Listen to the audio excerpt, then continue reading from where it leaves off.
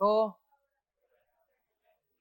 प्यारे साथियों, आज जो छठी शताब्दी ईसा पूर्व के जो धार्मिक संप्रदाय थे, उनमें से आज अपने एक संप्रदाय की बात करेंगे जिसका नाम है बौद्ध धर्म।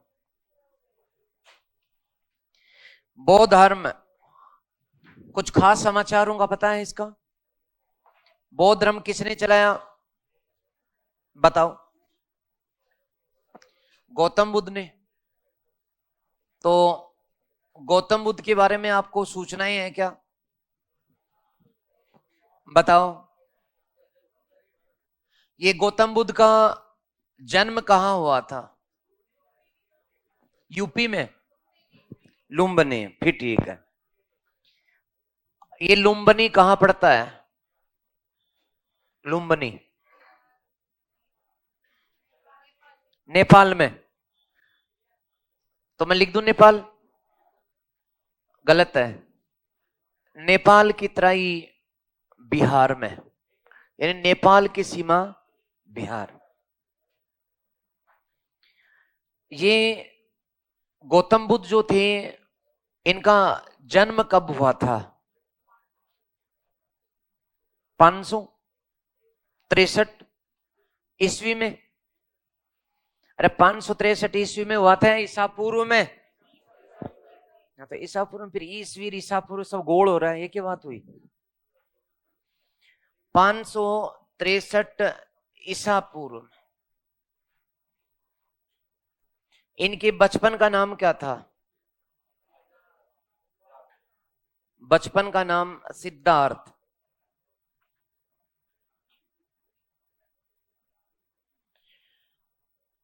यदि इससे पहले की भी जानकारी लें तो गौतम बुद्ध जब अपनी मां के गर्भ में आए थे तो उसका एक प्रतीक पूछा जाता है। तो गर्भस्थ होने का प्रतीक क्या है दोस्तों? बिल्कुल हाथी या सफेद हाथी। और गौतम बुद्ध की जब जन्म हुआ था, जन्म का प्रतीक क्या है बताओ? नहीं पता, कोई बात नहीं। छोटी छोटी चीजों का इतने बड़े बड़े विद्यार्थियों को पता थोड़ी ना होता है। लाल कमल। गौतम बुद्ध के पिता कौन थे? शुद्धोधन। शुद्धोधन। ये शुद्धोधन राजा थे कि या फिर कोई व्यापारी थे? राजा थे। Very good. आज वास्तव में पढ़ के आए हो। तो राजा कहाँ के थे? अच्छा, ये नहीं पढ़ के आए, मुझे नहीं पता था। कहाँ के? लुम्बिनी के? कपिल वस्तु के? कपिल वस्तु के शाक्य वंश के राजा थे। शाक्य वंश के राजा थे। और इनकी जन्मदात्री माता नाम क्या है? महामाया। महामाया के साथ तो माया ही बनी रही, माया ही रही। कैसे? जैसे तू माया जाल में फंसा हुआ है ना बेटा,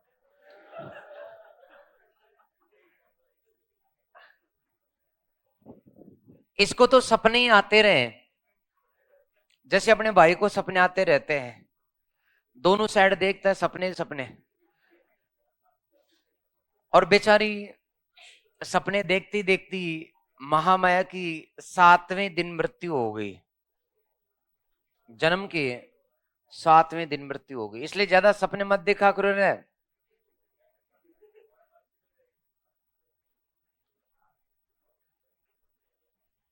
बुद्ध के जन्म के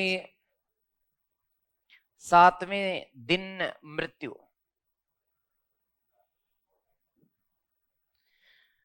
जब जन्म हुआ था, बड़ी कातिल मुस्कान मुस्कुरा रहा है मेरी तरफ। खैर, जब जन्म हुआ था तो कुछ ब्राह्मण पंडित आए थे, ज्योतिषी आए थे, जिन्होंने भविष्यवाणी की थी कि क्या बनेगा। पहले तो उन ब्राह्मणों के नाम बताओ, कौन कौन है। शाबाश बेटा, तुम्हारी क्लास में कम से कम एक तो होशियार है। कौंडिन्य और काल देवल। तो एक ब्राह्मण का नाम था कौंडिन्य और दूसरे का नाम था काल देवल। याद कर लेना, कौंडिन्य ये फिर मिलेगा इसको। तो कौंडिन्य एवं काल देवल, इन दोनों ने क्या भविष्यवाणी की कि ये या तो चक्रवर्ती सम्राट बनेगा या महासन्यासी बनेगा, महासन्यासी बनेगा। तो इस प्रकार से भविष्यवाणी करने वाले इनके ऊपर भी क्वेश्चन आया हुआ है। और तुम्हारे सिलेबस में चूंकि डायरेक्ट मेंशन है ये दोनों, जैन धर्म, बौद्ध धर्म और आजीवक धर्म, तो छोड़ नहीं सकते, बात करनी पड़ेगी। तो मैडम आप बताओ, ये माता तो चली गई, तो फिर इसको पाला किसने, पाला पोसा किसने। जी, ये मौसियां भी बड़ी काम की होती हैं जी। मौसी गौतमी प्रजापति ने पालन पोषण किया था। प्रजापति ने पालन पोषण किया। अब मैं आपको मौसियों के बारे में इतना क्यों बोल रहा था, क्योंकि आपके क्वेश्चन आया था एक कि महावीर स्वामी ने जो जैन संघ की स्थापना पावापुरी में की, उसमें पहली महिला सदस्य कौन बनी, उसकी मौसी चंदना। और गौतम बुद्ध ने जो बौद्ध संघ की स्थापना की, उसमें भी पहली सदस्य, महिला सदस्य, ये गौतमी बनी। तो दोनों, चाहे बौद्ध धर्म हो या जैन धर्म, उसमें पहली महिला सदस्य पूछे तो मौसी जी का नाम ले लेना, इसलिए मौसी काम की है, ठीक है। तो आपके परीक्षा में क्वेश्चन ठीक कराती हैं मौसियां, इसलिए इनको याद रख लो। आपकी मौसियां भी आपको सपोर्ट करती होंगी। तो मौसी गौतमी प्रजापति ने इनका पालन पोषण किया। किसका, गौतम बुद्ध का। तो जिनका बचपन का नाम क्या था बताओ। जब ये गर्भ में आए थे तब इनकी माता कौन थी, महामाया को सपना आता था और उसको सपने में क्या दिखता था, इसलिए सफेद हाथी इनकी गर्भस्थ होने का प्रतीक माना गया। ये बहुत जरूरी है दोस्तों, ये प्रतीक। और फिर जब इनका जन्म हुआ तो उसका प्रतीक क्या था। इनका जन्म कहां हुआ था, लुम्बनी में। लुम्बनी में, ये लुम्बनी जो वर्तमान कहां है, बिहार में, नेपाल की सीमा के पास में बिहार में। और जिनका जन्म कब हुआ था, इनके बचपन का नाम, पिताजी का नाम सुधोधन कौन थे, कहां के राजा, किस राज्य या वंश के राजा थे, और इनकी माता कौन थी। भविष्यवाणी किसने की, क्या बताया कि या थानेदार बनेगा या तो, और या फिर जो है सन्यासी बनेगा, ठीक है। हाँ, या तो थानेदार बनेगा और या फिर फकीर बनेगा, फकीर।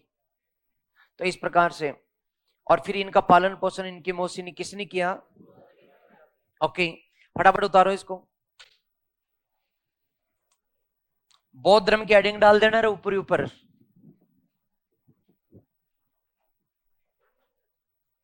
बौद्ध धर्म की हेडिंग डाल देना।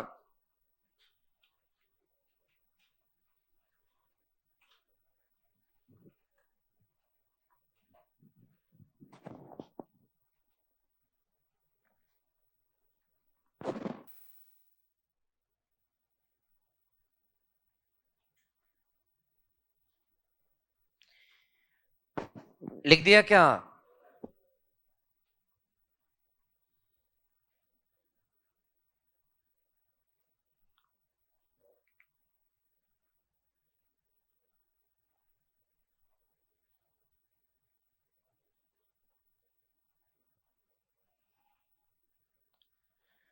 यहां जो जन्म हुआ उसकी डेट भी है, तिथि। भाई ये संडे मंडे तो चलते नहीं थे ना तब, इसलिए तिथि जन्म कब हुआ था, तो बैसाख पूर्णिमा को।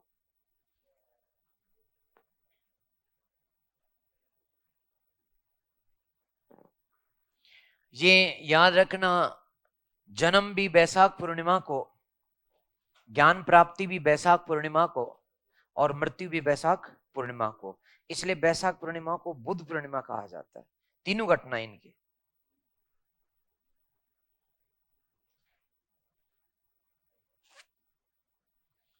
बैसाख पूर्णिमा जरूर लिख देना भाई। तो मैं आगे बढ़ूं, बात करें जी। इनके पिता को टेंशन हो गई, क्योंकि इनका जो पिता था सुदोधन, ये लंबे समय से संतान रहित था। संतान विहीन होने के कारण सुदोधन ने काफी देवताओं की पूजा कर आशीर्वाद लिया था। फिर देवताओं ने कहा कि सुदोधन, बहुत लंबे समय तक तू संतानहीन रहा, अब ईश्वर ही तेरे यहां संतान के रूप में जन्म लेंगे। संतान तो तेरी इच्छा पूरी हो जाएगी, लेकिन वो संतान कैसी और तेरी इच्छाओं के अनुरूप चले या नहीं चले, ये कोई गारंटी नहीं है। सुदोधन के जैसे ही गौतम बुद्ध पैदा हुआ, चारों तरफ से खुशियां, ढोल नगाड़े, बहुत अच्छा लग रहा था उसे। एक तो पुत्र होना, एक राजा के पुत्र की बड़ी उत्कंठा रहती थी। एक तो पुत्र होना, और वो भी गौतम बुद्ध जैसा सुंदर पुत्र होना, और फिर एक राजा की अपनी उत्तराधिकारी की प्राप्ति। इसलिए उत्सव का माहौल था, लेकिन दिमाग खराब हो गया उसका, राजा का। उत्सव के बीच, रंग के बीच भंग डाल गए ये दोनों। उसे ये बताकर कि चक्रवर्ती सम्राट, ये तो बहुत ही बढ़िया बात है कि या तो ऐसा राजा बनेगा जो पूरा विश्व विजेता बनेगा, और या फिर ये क्या बनेगा, विश्व को जीतने वाला सन्यासी। विश्व में इसकी छाप तो जरूर पड़ेगी, या तो राजा बन के पड़ेगी या सन्यासी बन के पड़ेगी। इसलिए राजा ने तय कर लिया था कि चक्रवर्ती सम्राट ही बनाना है मुझे, क्या नहीं बनने देना, महासन्यासी नहीं बनने देना। सुदोधन ने तय कर लिया था। इसलिए जब ये बालक था तो इसको महलों में रखा गया, इसकी सुख सुविधाओं में कोई कमी नहीं रखी गई। धीरे धीरे उम्र बढ़ती चली गई, और जब ये किशोर बना तो महलों का इसके लिए निर्माण कराया गया, उसे महलों में रखा गया, और उसे सारी सुख सुविधाएं दी गई। सारी सुख सुविधाएं कि वो भोग विलास में डूब जाए, दी गई। राजा खुद कहता था कि किशोर अवस्था में इसकी सुरा और सुंदरी का शौक लगा दो। सोमरस पिलाया जाता था कि भोग विलास में डूब जाए, जिससे कि सन्यास की ओर नहीं बढ़े, आदत पड़ जाए इसको भोग विलास की। इसलिए राजा ने खुद ने कई नर्तांगनाओं को फ्रेंड बनवा दिया, यानी गर्लफ्रेंड बनवाई, और अंत में जो है,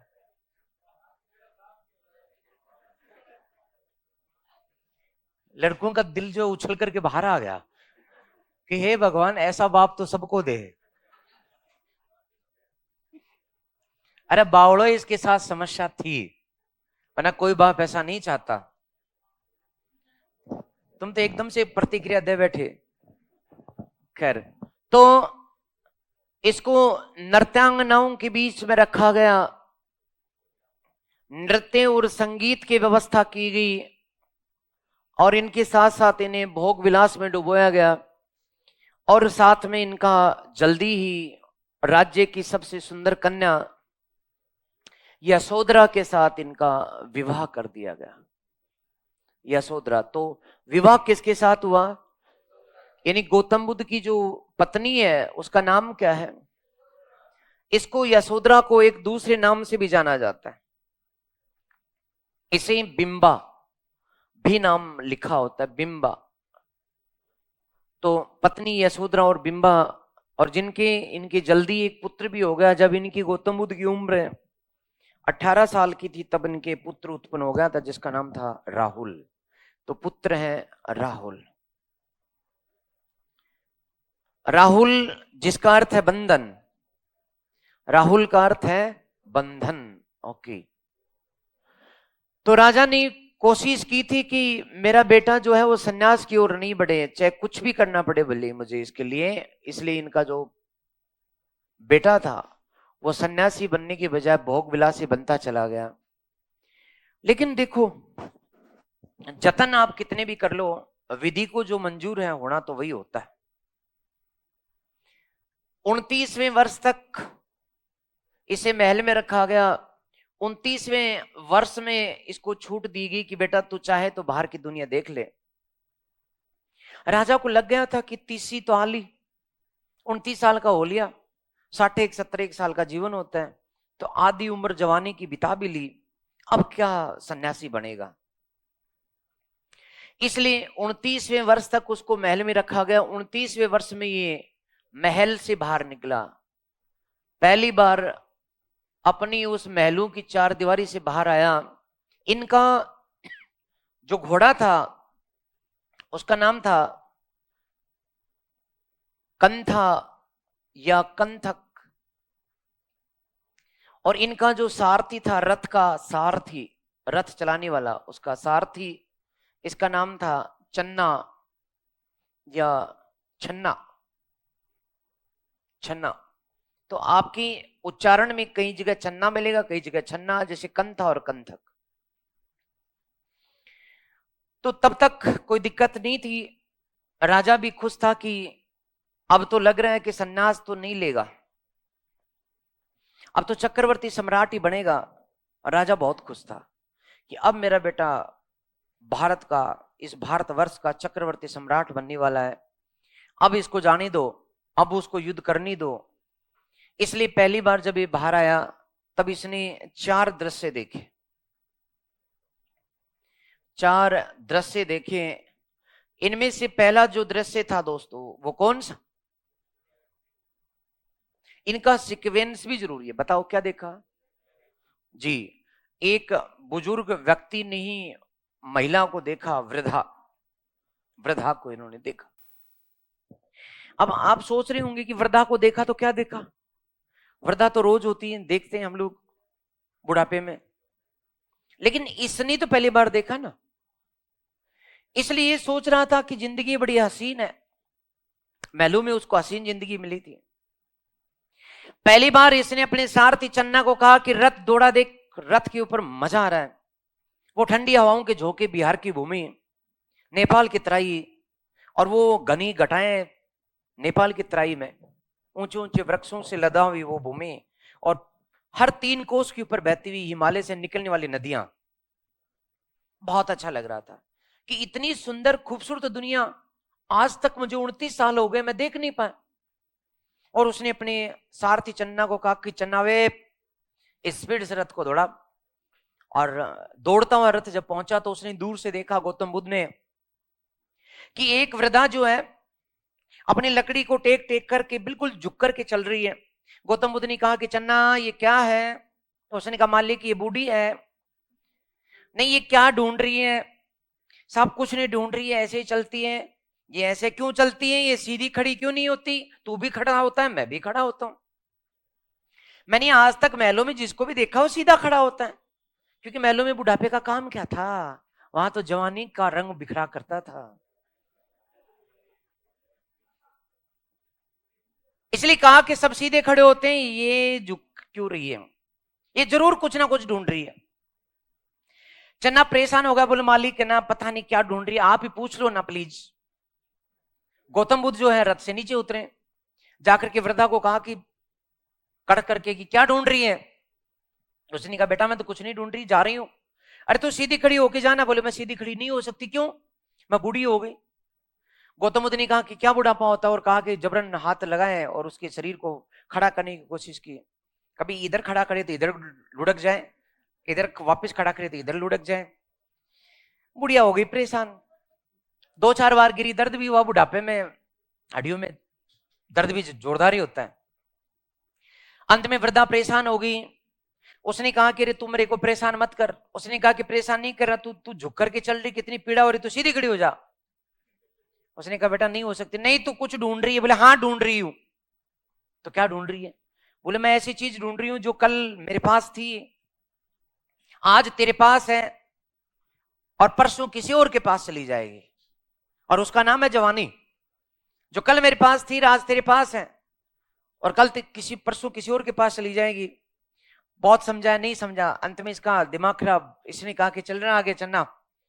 दोबारा रथ दौड़ता रहा, दूर तक हसीन वे दृश्य देखता रहा। आमों की झुरमुट, आप जानते हैं कि वहां कोई खेजड़ी का पेड़ नहीं होता।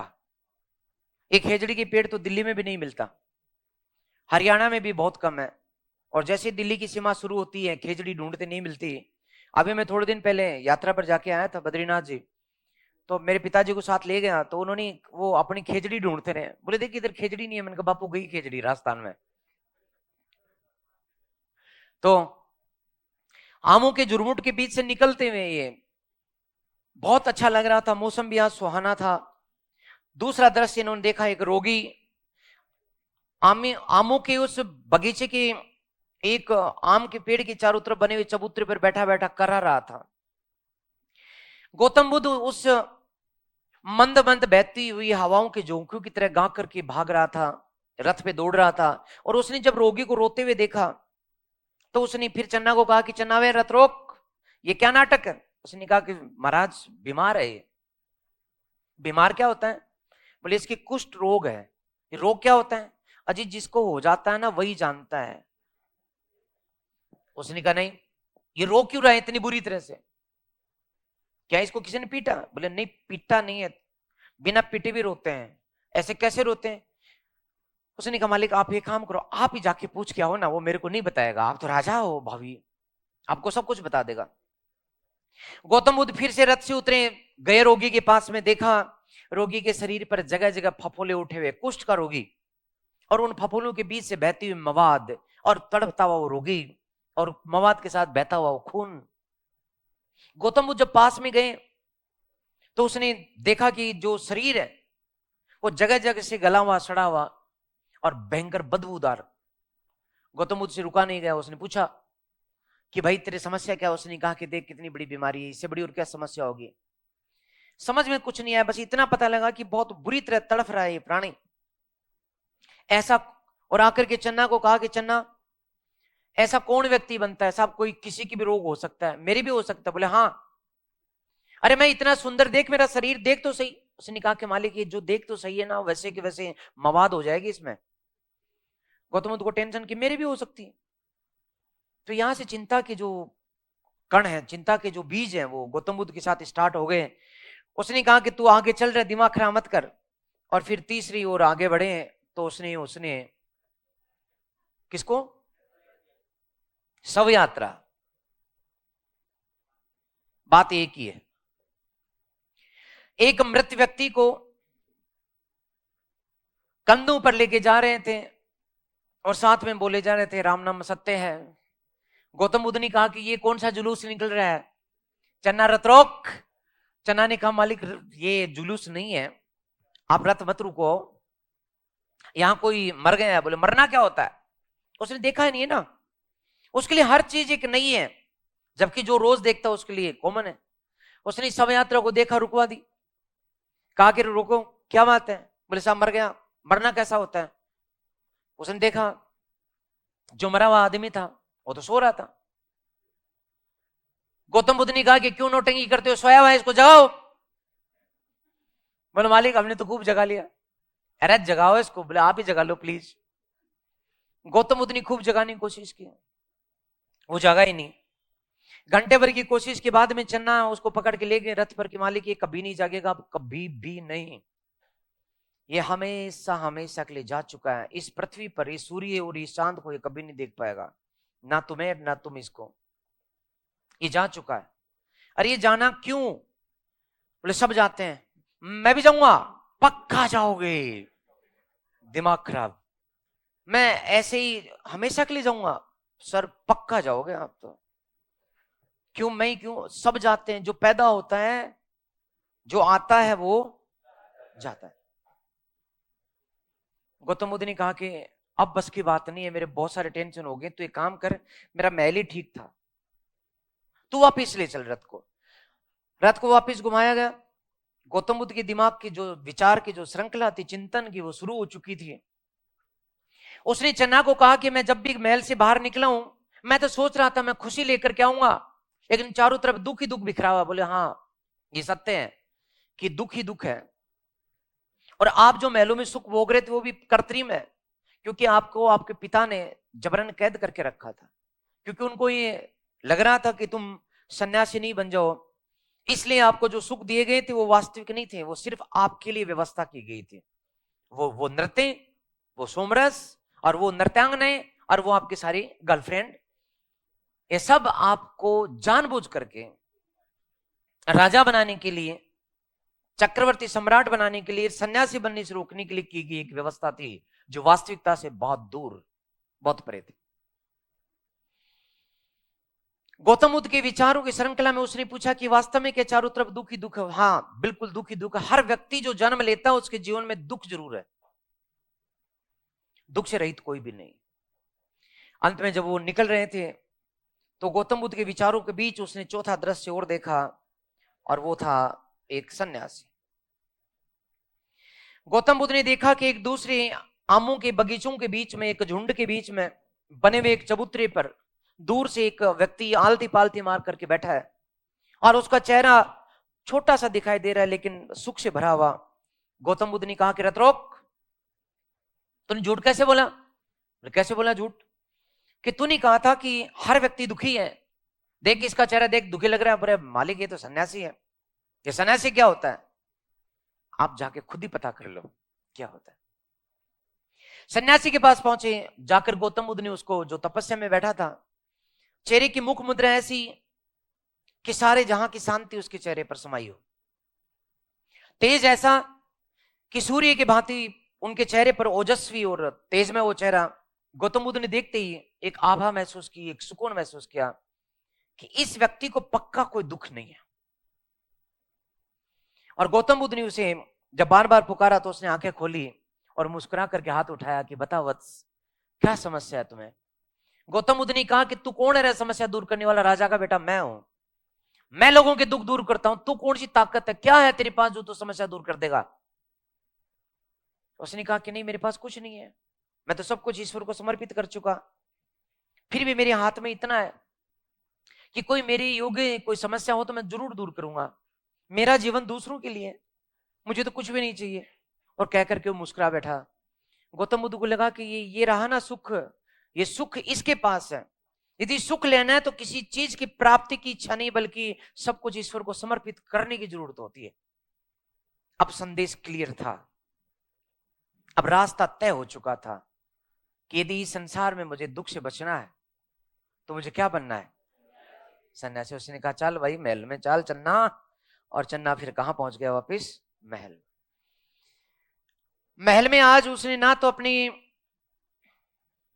यशोधरा से बात की, ना ही आज उसने अपने पुत्र को देखा। दूर से देखता था, कभी यशोधरा की एक झलक दिखती, अपनी पत्नी के प्रति जो प्रेम था वो छलक आता। कभी उसका चंचल सा छोटा सा नन्हा सा जो बालक था वो हंसी खुशी के साथ खेलता कूदता उसके पास से गुजर जाता। गौतम बुद्ध को ये सब प्रिय तो बहुत थे, लेकिन रास्ता भी तय था कि मैं सन्यासी बनूंगा। और अंत में दृढ़ निश्चय किए उसने अपने रात्रि का इंतजार किया, और उसी 29वें वर्ष की अर्धरात्रि को उसने अपने साथी चन्ना को कह दिया था कि तू आ जाना रथ लेकर के, मैं निकलूंगा, मेरा मार्ग तय। जब सन्यास लिखा है तो मैं बहुत बड़ा सन्यासी बनूंगा और इन दुखों के चक्रव्यूह को मैं समझने का प्रयास करूंगा। तो ये रात्रि कौन सी रात्रि है जी? ये बैसाख पूर्णिमा की रात्रि नहीं है, ये आषाढ़ की रात्रि है, आषाढ़ की पूर्णिमा, एकमात्र जो आषाढ़ की पूर्णिमा की घटना जी। और वर्ष कौन सा है दोस्तों? 29वां। जिस दिन ये बाहर निकले थे उसी दिन की रात्रि की बात है। कोई महल से निकले और महलों से निकले, इस घटना को, इस घटना को क्या कहते हैं? बिल्कुल, महाभिनिष्क्रमण के नाम से जाना जाता है। महाभिनिष्क्रमण के नाम से जाना जाता है। और इसका प्रतीक, इसका प्रतीक घोड़ा, बहुत तेज दौड़ा क्या घोड़ा, घोड़ा इसका प्रतीक है। ये जब रात को निकले, उस समय के कुछ दृश्य हमारे अजंता की गुफाओं में आज भी, 16वीं और 17वीं गुफाओं में आज भी उत्कीर्ण है। जब ये घर से निकल रहे थे, दहलीज को जब ये पार कर रहे थे, महल की दहलीज को, एक बार मन हुआ कि मैं उस सोई हुई मेरी उस पत्नी को, जो कि बेसुध होकर सो रही है, इस खुशी के साथ कि मेरा जैसा पति उसको मिला, लेकिन मैं आज धोखा देकर के उसको जा रहा हूं। एक बार फिर मन हुआ कि मैं जाकर के उसका उस चेहरे को एक बार देखूं, और उसी की बगल में लेटा हुआ उसका छोटा सा मासूम सा पुत्र, जाने कौन सा उसको दिन भर का सपना आया था, और नींद में भी जाते समय मुस्कुरा रहा था वो बालक। गौतम बुद्ध का मन हुआ कि एक बार मैं पीछे लौट जाऊं, लेकिन दृढ़ निश्चय हो चुका था, नहीं, अब पीछे नहीं, पिछला मोह पास अब मुझे नहीं बांध सकेगा, मुझे आगे जाना है। और अंत में वो आगे निकल गए। और रात्रि को चलते चलते जब सुबह का सूर्य प्रभात पर उगने लगा, तब तक वो अनोमा नदी तक पहुंच चुके थे। अनोमा नदी जो सीमा थी वैशाली राज्य की, जो सीमा थी कपिलवस्तु की, यानी अनोमा नदी, जिसके एक ओर उसका खुद का राज्य था कपिलवस्तु, और दूसरी ओर राज्य था वैशाली, वैशाली या वजी संघ, तो वैशाली राज्य की सीमा, इनके बीच की सीमा बनाती हुई अनोमा नदी, ये महलों से निकल के आए थे। और अंत में यहां करके इसने अपने, जब सुबह का समय हो गया, अपने साथी चन्ना एवं घोड़ा कंथा उनको विदा कर दिया, और इनके साथ साथ अपने राजसी जो वस्त्र थे वो भी निकाल दिए कि हे चन्ना, याद मुझे तेरी आएगी, बहुत साथ दिया तूने मेरा, लेकिन आज मैंने जो निश्चय किया है कि मैं कोई भी मेरे पुराने जीवन से जुड़ी कोई वस्तु नहीं रखूंगा। मेरी राजसी वस्त्र, ये मेरे गले में पड़ी हुई सोने की माला, मेरे कानों में पड़े हुए कुंडल, ये सब ले जा और वापिस चला जा, और जाकर के सूचना दे दे कि मैं सन्यासी बन चुका हूं, जा चुका हूं, मैं कभी नहीं लौटूंगा। जब वो इंतजार करेंगे। और इसी अनोमा नदी के यहां उसने भगवा वस्त्र धारण की, और नदी स्वयं पैदल पार की, और वैशाली राज्य की ओर आगे बढ़ गए। तो ये सन्यास की जो कुछ घटनाएं, मेरा तो टाइम हो लिया, घंटे भर में तो मेरे को माहौल बनाने में लग जाता है, पढ़ाई तो इसके बाद शुरू होती है। तो खैर, अब कछु ना कछु तो लिख ही लो। हाँ, कहां से लिखाऊं? यहां से मैं लिखा रहा हूं, आप लिखते जाओ।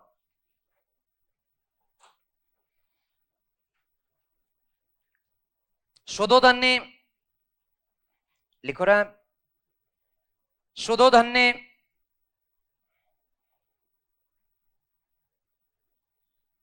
गौतम बुद्ध को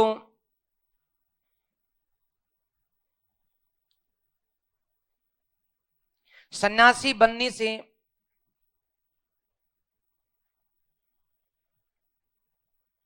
सन्यासी बनने से बचाने हेतु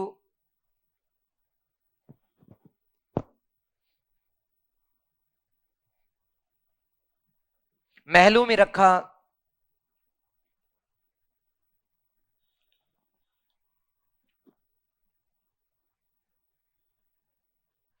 भोग विलास में डुबोया, भोग विलास में डुबोया।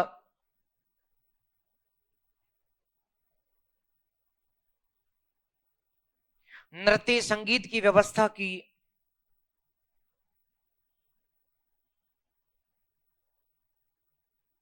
नृत्य संगीत की व्यवस्था की।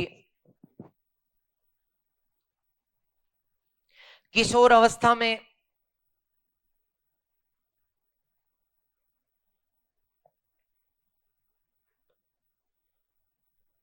यशोधरा या बिंबा के साथ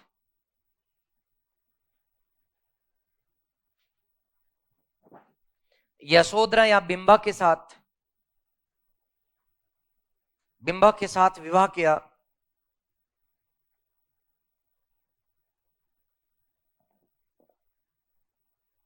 पुत्र राहुल उत्पन्न हुआ।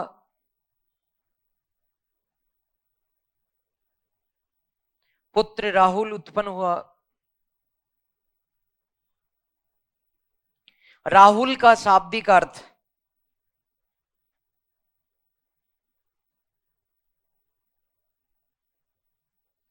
राहुल का शाब्दिक अर्थ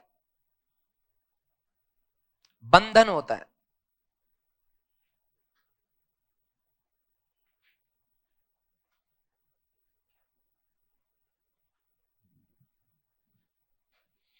आगे लिखिए 29वें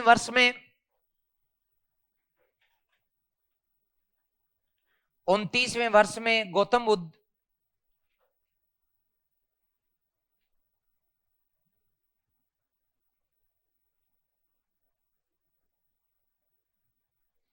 पहली बार महलों से बाहर आए।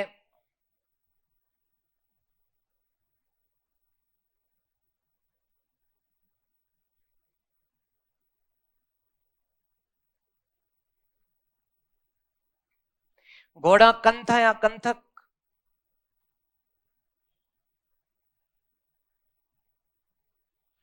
घोड़ा कंथा या कंथक एवं सारथी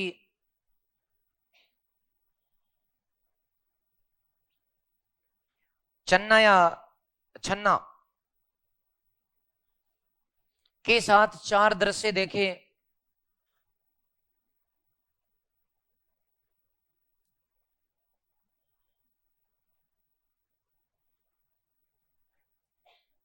चार दृश्य देखे, इनके नाम लिख दो क्रमशः। नंबर 1 वृद्धा।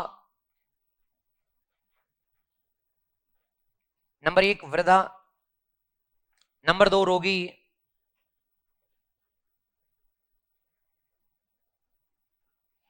नंबर 3 शव यात्रा।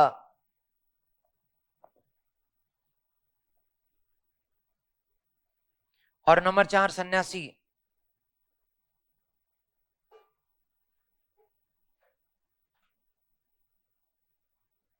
नीचे लिखे गौतम बुद्ध ने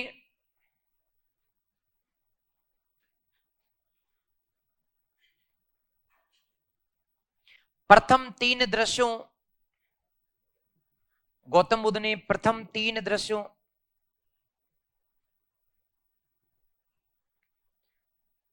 से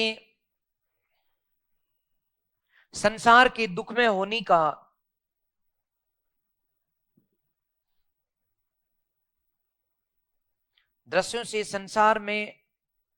संसार के दुख में होने का ज्ञान प्राप्त किया। प्रथम 3 दृश्यों से संसार के दुख में होने का ज्ञान प्राप्त किया।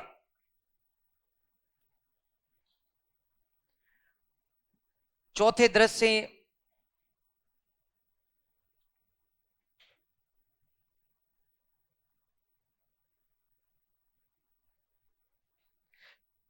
के माध्यम से सन्यासी बनने की प्रेरणा ली।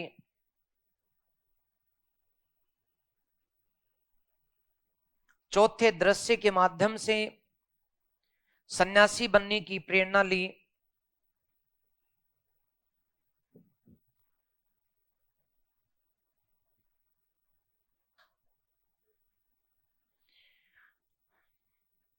आगे लिख दें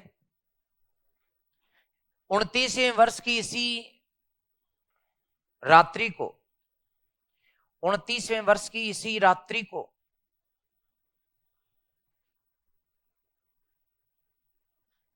कोष्टक में आषाढ़ की पूर्णिमा की अर्धरात्रि आषाढ़ की पूर्णिमा की अर्धरात्रि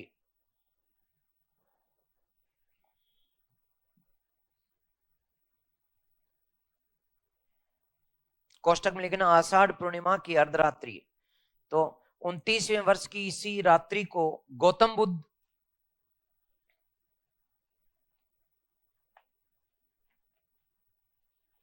अपनी घोड़े और सारथी के साथ, अपनी घोड़े एवं सारथी के साथ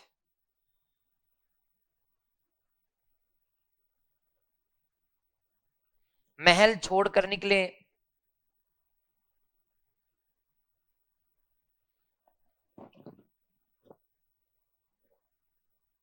महल छोड़कर निकले, महल छोड़कर निकले। इस घटना को महाभिनिष्क्रमण, इस घटना को महाभिनिष्क्रमण, अरे बोर्ड पर लिखा हुआ देख लेना, महाभिनिष्क्रमण कहा जाता है। महाभिनिष्क्रमण कहा जाता है।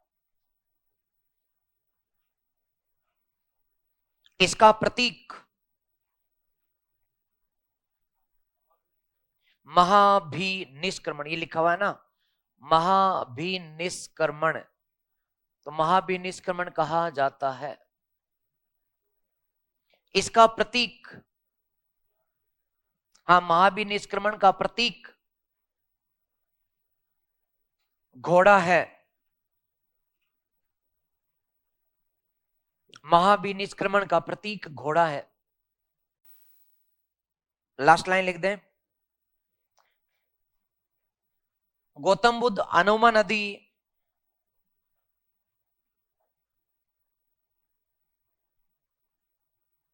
अनुमा नदी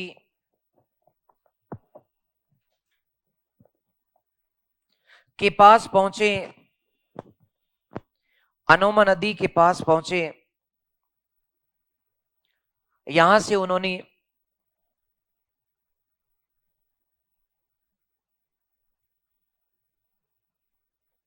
राजसी वस्त्र उतारे,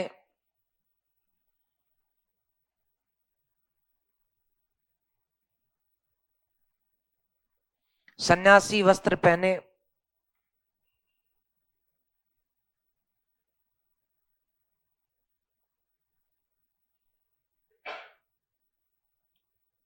चन्ना और कंथा,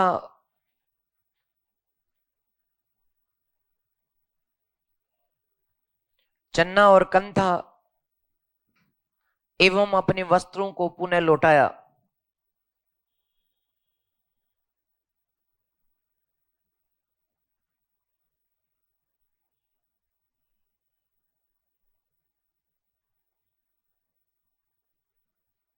पुनः लौटाया। ओके, तो ये अब तो क्या हुआ, स्टार्टिंग होनी थी यहां से, लेकिन अपन आज चूंकि 1 घंटे की क्लास है, जल्दी मैं 2 घंटे करवा लूंगा। एक क्या बीच बीच में क्लास में गैप लगता है तो भी थोड़ी सी प्रॉब्लम आती है। अब मैं कोशिश करूंगा, कहूंगा कि भैया आप कंटिन्यू क्लास रखें, तो कोशिश करते हैं। ओके, और मिलते हैं। हाँ, घोड़ा यानी अश्व है, घोड़े पे बैठ के गए थे। मतलब उस जमाने में ना तो कोई मोटरसाइकिल थी, ना ही कोई कार थी। गति करने के लिए, एक जगह से दूसरी जगह जाने के लिए प्रतीक जो था उस जमाने का, जो थार गाड़ी, मर्सिडीज, सब घोड़ा था, घोड़ा। बिल्कुल।